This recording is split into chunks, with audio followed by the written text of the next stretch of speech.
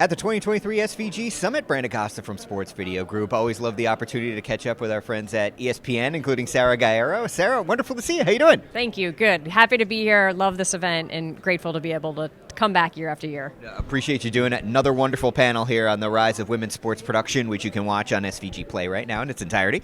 But a big year, obviously, and a big year personally for you. You were promoted to VP of Production at ESPN. Congratulations on that. So what does that mean for you? New roles, responsibilities? How's your job changed? Yeah, it's great. I've inherited overseeing all of our women's college basketball content on top of my WNBA responsibilities. So it brings the whole women's basketball unit underneath my umbrella, which is terrific, right? So super thrilled about that. It's really strategic too. It allows us to thread the storylines of the women's college game directly into the WNBA and back too. And I think that will just help amplify all of our coverage from a women's basketball perspective. So it's been fun. It's been crazy, but fun. Yeah, I was going to say you're drinking from a fire hose real quick there. I mean, you kind of came in, as you were joking, women's college basketball was not that far off from starting. You had the WNBA season coming to a close. How did those WNBA finals go for you as you look back on it? And you ended up with the super teams that you thought you would, the team that won the title in Las Vegas. What was the experience and the production like for your group? It was fantastic, right? From a coverage standpoint, we got the matchup that we really wanted, and I tell you, those ladies showed up, right? Sure. So those games, it's what we had hoped for the entire season, was to get those two teams together, and then once they were on that platform, and we just got to see the best basketball, and so super thrilled about that. The viewership was terrific, right? So we're seeing the results and the return on the investment that we're making in the game, which is great. And then from a production standpoint, again, we just continue to find ways to elevate what we are doing and how we are investing in our productions to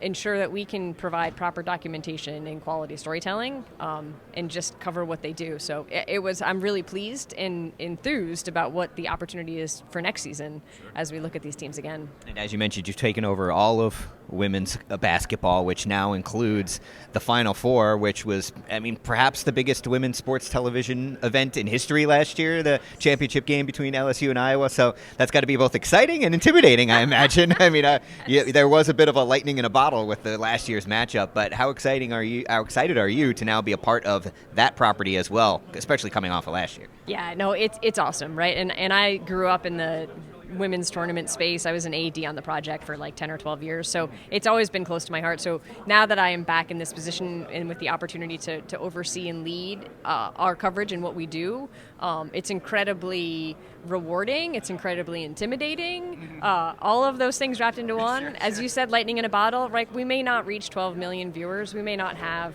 the matchup we did, but what I do know is we are at an inflection point, and there was an impact that was created last year with that game, and there will be momentum coming into this year, and that's exciting. And again, we have so many strong teams in the college game right now that also gives me such great confidence that regardless of who's in that Final Four, it's going to be great because now people are aware.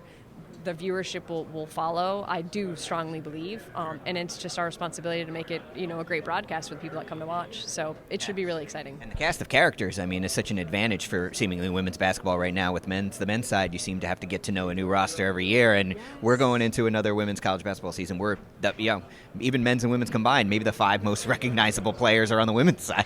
I keep saying they are household names, right? And I align it to the NBA, right? Like, we build stars in the NBA, right? It's not team-driven, as somebody had said before, but now you follow LeBron, you follow Steph. I strongly believe we are creating that on the women's college basketball side, right? Like, Angel Reese, Caitlin Clark, Paige Beckers, Cameron Brink. You maybe don't know who they play for, right? But you are watching them. And the fact that they are a notable name, and I honestly, look at the college basketball on the men's side, and I have to question, okay, who's on that Kansas team? Like, who's on Duke? Right. That is a huge advantage that we have to play into just to help leverage our coverage. And you mentioned this on the panel, that's an advantage with the younger generations too, which tend to follow athletes over teams. So again, continued opportunity there for you.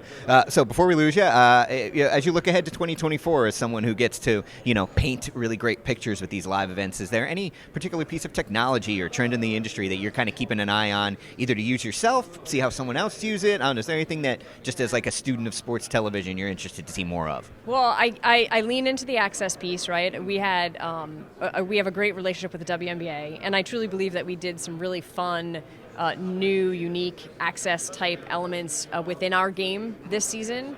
I would love to bring that to the college space, right? It's much more complicated over there, but if we can gain ground with that in that space in terms of live interviews with players and coaches during action, right, start of a quarter, I think that would resonate really, really strongly too. So that's a big piece for me. I partner with really smart technology folks and let them guide me down the road of where we need to go. But certainly there's a lot of innovative things that I think we still can do on the women's college side too. And with the platform like the Final Four, it just presents opportunities for alternate streams and to try new things and leverage it in other places. So I think there's a lot of opportunity there, and we'll see where we go. Sara, it's always a pleasure. Best of luck with everything next year, and thanks so much for being here. Yeah, thank you guys. Appreciate it. All right. For more of everything going on here, the 2023 SVG Summit, you can head on over to our website at sportsvideo.org.